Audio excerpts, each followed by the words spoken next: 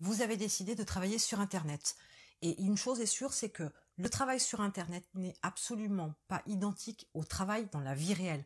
On n'est pas du tout sur la même approche, on n'est pas du tout sur le même mode de fonctionnement et on n'est surtout pas non plus sur le même mode de réflexion.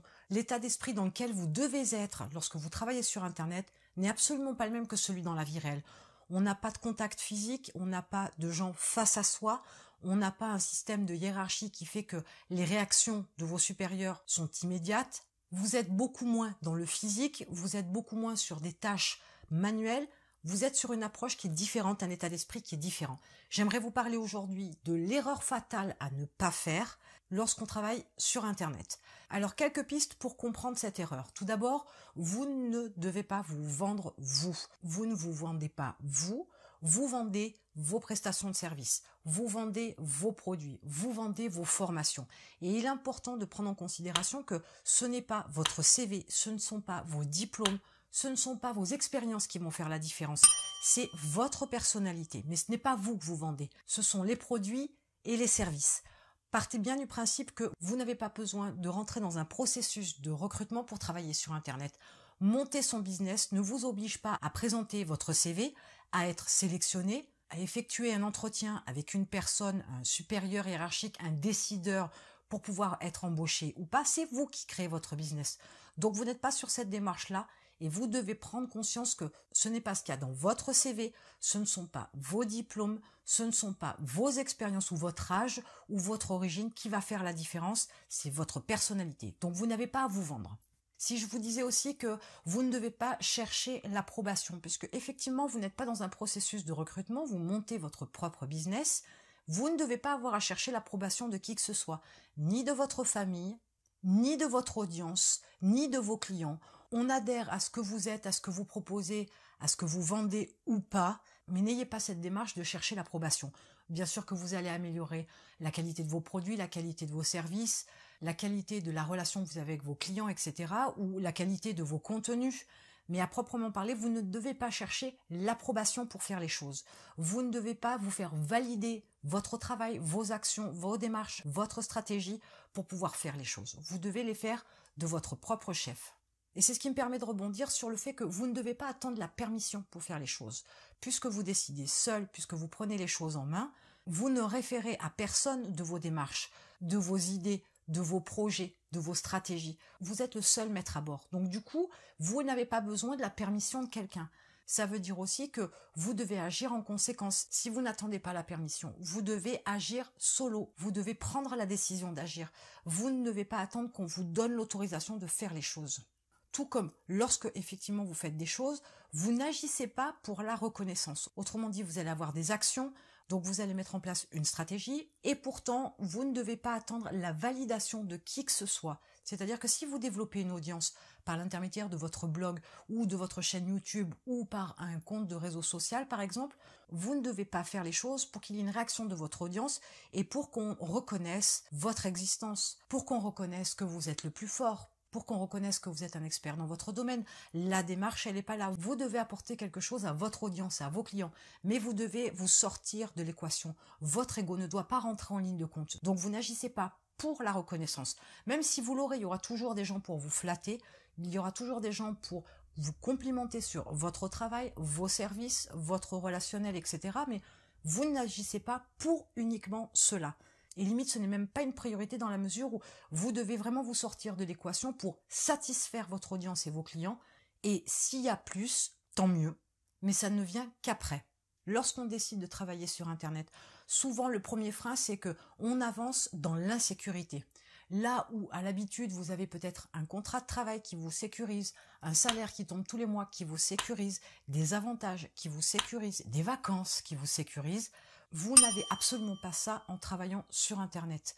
Vous ne travaillez pas sur Internet dans la sécurité et il ne faut pas l'attendre, il faut la créer cette sécurité. Si vous voulez avoir un salaire tous les mois qui vous tombe, donc avoir des revenus suffisamment importants pour être tranquille tous les mois, assurer votre quotidien, assurer une épargne, assurer des investissements, etc., vous devez travailler en conséquence. C'est à vous de vous créer votre propre sécurité quand vous travaillez sur Internet. N'attendez rien de qui que ce soit.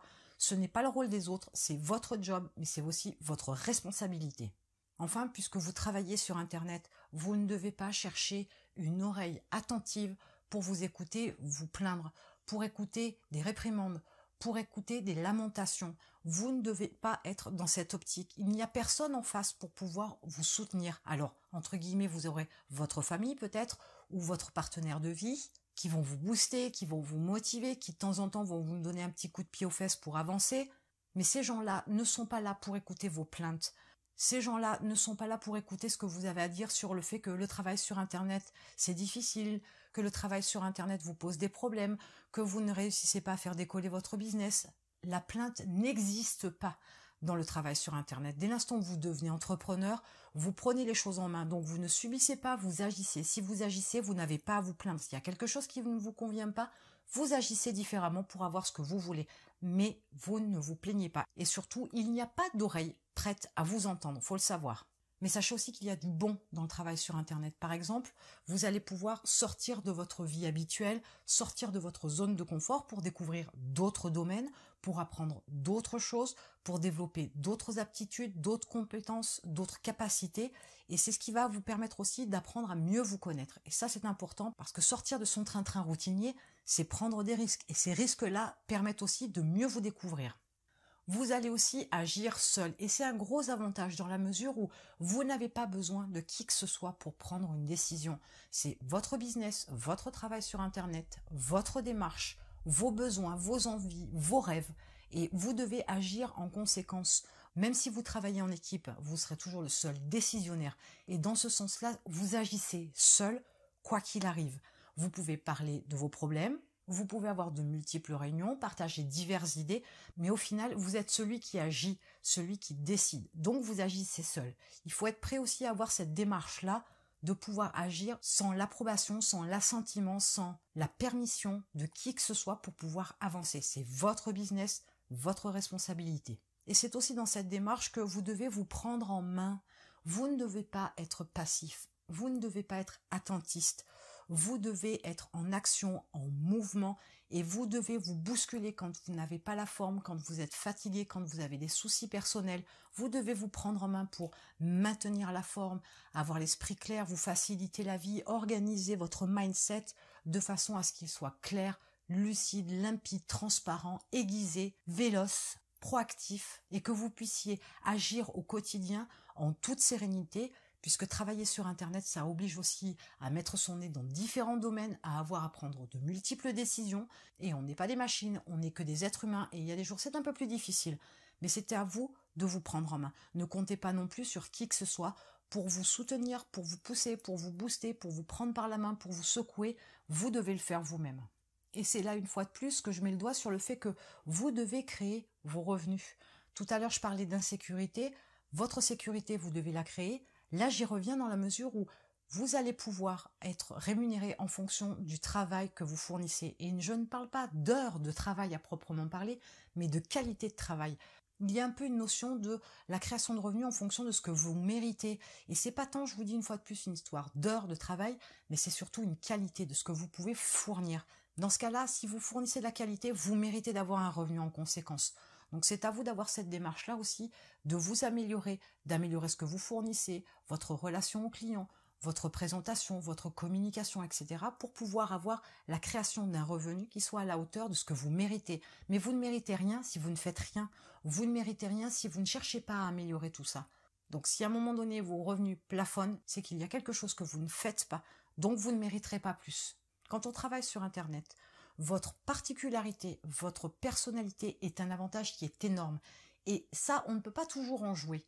Par contre, sur Internet, c'est une vraie possibilité, c'est un réel avantage que de pouvoir utiliser cette particularité, cette spécificité-là, ce côté peut-être hors norme que vous avez pour pouvoir faire la différence. Et faire la différence, c'est aussi quelque chose qui est important sur Internet pour ne pas vous noyer dans la masse, pour ne pas faire comme monsieur et madame tout le monde et rentrer dans un moule. Sortez de ce moule et découvrez ce qu'il y a de spécial en vous pour pouvoir le mettre en avant. Je voudrais aussi que dans votre état d'esprit, quand on travaille sur Internet, il faut être orienté solution et ne pas se focaliser sur le problème. Autrement dit, à chaque situation qui arrive à vous et qui est peut-être désagréable, qui ne vous convient pas, vous devez toujours chercher un autre chemin pour arriver à ce que vous voulez. C'est ça, être orienté solution. Ce n'est pas se plaindre, ce n'est pas pleurer sur son sort, ce n'est pas faire du surplace, ce n'est pas se mettre en colère, ce n'est pas voir tout en noir, c'est regarder justement les choses sous un autre angle, avec du recul, avec une certaine sérénité, avec un certain calme, pour pouvoir trouver un autre chemin, pour pouvoir trouver une solution, pour pouvoir trouver une autre manière de faire telle ou telle chose pour arriver à un résultat qui vous conviendrait. Et dans ce sens-là, si vous êtes capable de modifier votre état d'esprit pour avoir cette réflexion-là, d'être orienté solution, vous verrez que même dans la vie courante, même dans la vie privée, vous allez pouvoir mieux vivre toutes les choses au quotidien.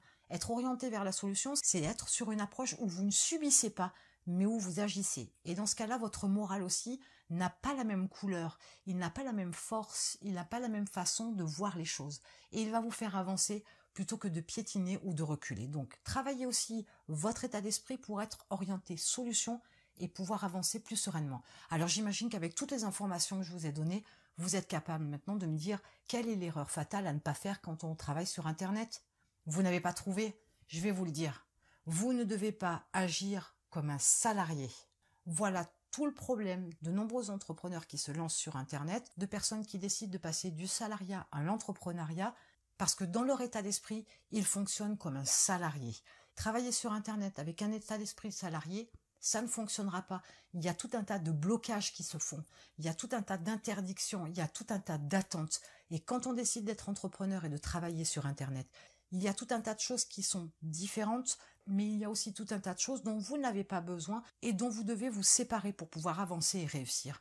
Tant que vous restez figé, cloisonné dans un état d'esprit de salarié, vous ne pourrez pas vous développer correctement, vous ne pourrez pas travailler pleinement sur Internet et profiter de la création de revenus, de la richesse que vous pouvez générer à travers vos actions, à travers la vente de vos produits ou de vos services.